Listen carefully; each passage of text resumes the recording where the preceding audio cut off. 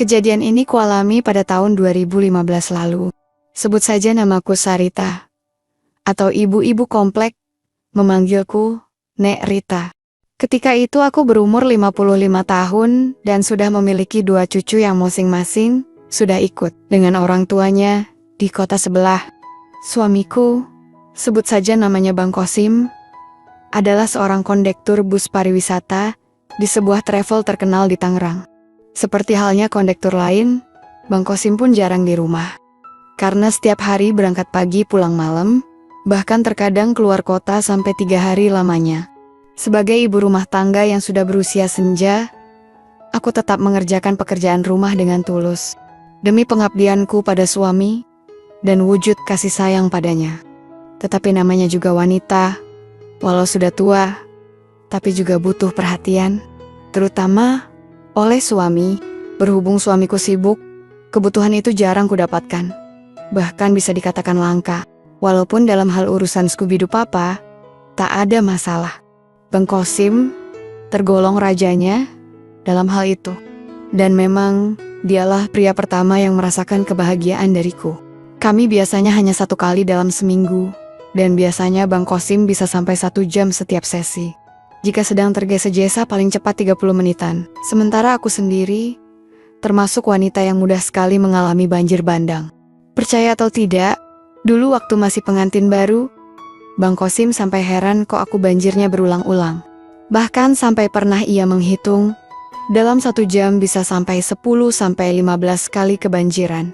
Hal itu tak pernah kusadari sebelumnya. Dan sebenarnya aku bukanlah orang yang hobi Scooby-Doo Papa. Tapi hanya gampang banjir bandang, tak lebih dari itu. Tapi belakangan, yang aku butuhkan lebih daripada aktivitas itu.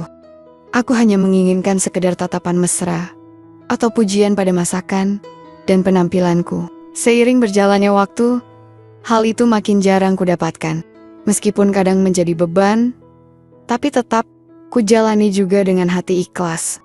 Sehari-hari pekerjaan rumah biasanya sudah kuselesaikan jam 10 pagi. Dan biasanya setelah itu, aku pergi ke tetangga untuk ngerumpi. Karena seringnya ditinggal suami, dan kebanyakan ngerumpi dengan teman-teman ibu-ibu. Aku jadi banyak tahu tentang pengalaman mereka yang juga bernasib sama denganku, yaitu kesepian di rumah. Bahkan, ada yang lebih parah dari aku. Dan dari sanalah aku ketahui mereka terkadang berkenalan dengan pria-pria, baik yang masih muda dan masih single, maupun yang sudah berkeluarga. Aku tak begitu tertarik pada awalnya dengan cerita mereka. Tapi karena selalu mendengar dan tergoda, akhirnya aku penasaran. Bahkan iseng meminta nomor WhatsApp seorang pria muda, Andre namanya. Pria tersebut juga sudah berkeluarga dan berprofesi sebagai kontraktor. Menurut Bu Susi temanku, Andre orangnya gagah, tinggi besar, dan lebih tampan dari suamiku. Bagiku masalah tampan tak terlalu kuhiraukan. Yang bikin aku penasaran adalah lain-lainnya itu. Tanpa kusadari, akhirnya aku memulai pengalaman indahku itu dengan Andre. Dari hari ke hari sampai hampir 1 bulan lamanya, aku dan Andre saling berkirim pesan. Biasanya, hal itu kulakukan saat Bang Kosim sedang ngantor atau dinas keluar kota. Sampai suatu ketika, Bang Kosim pulang ke rumah dengan membawa kabar kalau dia akan pergi keluar kota selama 3 hari. Aku agak sedikit senang karena aku ada kesempatan ketemuan dengan Andre untuk pertama kalinya. Apalagi selama ini kami hanya saling kontak melalui WhatsApp saja. Ya meskipun tak jarang juga, sedikit nyerempet ke masalah Scooby-Doo Papa itu. Seperti malam-malam biasanya, bila suami ingin berangkat keluar kota, aku pun sudah menggunakan seragam dinas malamku untuk memberi bekal suamiku. Hanya saja, saat kami skibidi di pub, aku malah membayangkan suamiku adalah Andre. Singkatnya, setelah kepergian suamiku, sekitar jam 10 pagi, aku berangkat ke depan kompleks perumahan dengan becak. Di sana sudah terparkir mobil Andre yang berwarna hitam, seperti yang ia sebutkan di WhatsApp-nya. Ya, kami memang sudah janjian sebelumnya. Dengan hati berdebar-debar, aku langsung membuka pintu mobilnya. Dan kulihat, Andre tersenyum menyambutku. Aku agak canggung juga ketika pertama kali bertemu, dan tampaknya Andre juga begitu. Dari pandangan pertama, aku nilai Andre lumayan ganteng. Ia pun pandai mencairkan suasana yang canggung, menjadi seperti sudah kenal lama. Di mobil aku sempat gelagapan saat Andre tanya, kenapa aku tak mau dijemput di depan rumahku. Apalagi, dia ingin tahu, di mana rumahku.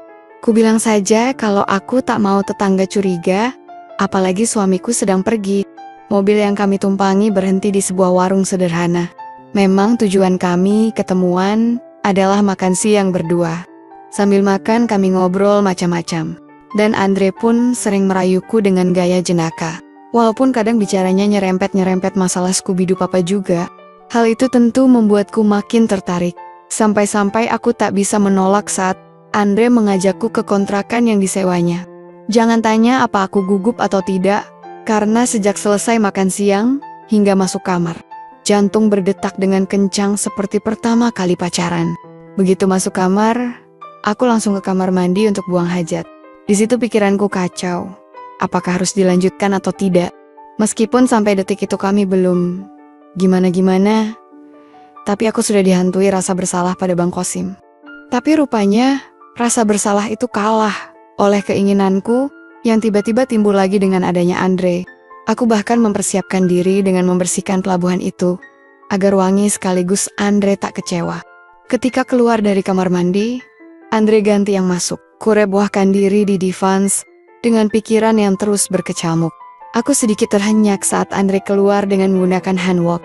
Sejenak kulirik jam sudah menunjukkan jam 1 siang.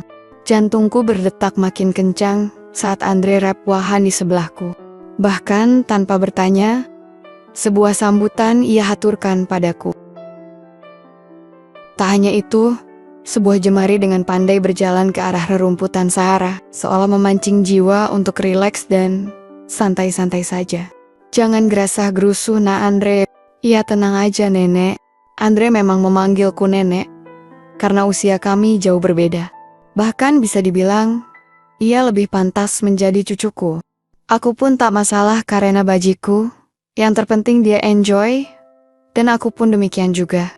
Tak hanya gampang kebanjiran, aku juga gampang terpankuing keinginannya.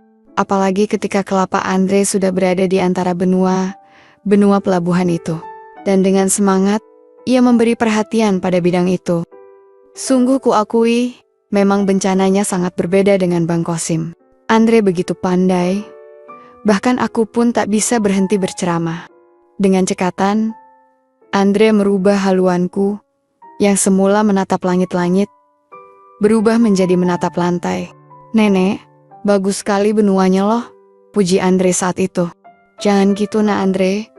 Benua istrimu pasti juga bagus kok, kataku ketika banjir bandang melanda. Andre tidak menjawab, justru langsung melajukan perahu tersebut. Tidak sampai 2 menit, banjir bandang lagi-lagi melanda negeri itu. Nenek gampang kebanjiran ya? Tanya Andre terheran. Maklum, nggak ada pintunya, nak Andre, hihihi. Ku jawab dengan nada tawa. Jujur kuakui, perahu Andre memang lebih luas dari suamiku. Persis seperti yang diceritakan Bu Susi, teman ngerumpi di rumah. Bahkan Bu Susi sempat bilang, kalau dia juga pernah sampai weleh-weleh karenanya. Meski begitu, aku terus menyambut laju perahu Andre, hingga Defense terasa basah oleh banjir bandang itu. Nenek, ubah haluannya, pinta Andre, sambil sedikit menyeringai. Aku yang memang sudah semrawut, akhirnya beranjak merubah haluanku. Seperti halnya suamiku, Andre sudah seperti hendak terjun pada kolam renang itu. Sementara aku, lagi-lagi menyambut laju perahu layar tersebut. Dari yang semula sedang-sedang saja, sampai menjadi lebih cepat dari sebelumnya. Sampai kira-kira semenit kemudian, Andre tiba-tiba berkata seperti orang yang sudah putus asa. Nek, parkir di mana? Tanyanya sambil mengatur laju udaranya. Di dalam pelabuhan aja, nak Andre. Mendengar hal itu, Andre semakin melajukan perahu dengan kilat. Sampai sedetik berlalu, ia pun meletakkan pundi-pandi kebaikan pada parkiran pelabuhan itu. Nenek tahu nggak? Andre senang banget, malahan lebih senang daripada sama istriku, kata Andre. His, gak boleh gitu, nak Andre, kataku sambil tersenyum. Abis, emang iya sih nenek, katanya sambil tertawa. Sejenak kulirik jam dinding menunjukkan jam 2 siang, berarti sudah 1 jam rapat paripurna itu. Sebenarnya Andre tak sehebat suamiku, tapi karena bencananya beda, membuatku merasa lebih afdol dari biasanya. Andre yang berusia 24 tahun itu, tampaknya kesenangan dengan saran-saran dariku.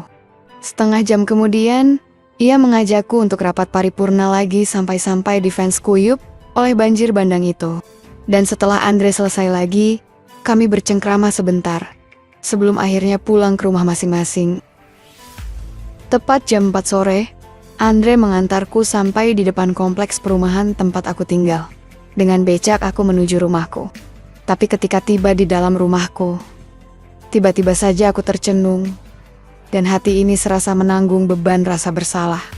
Entah kenapa justru terbesit pertanyaan, masihkah aku pantas disebut istri?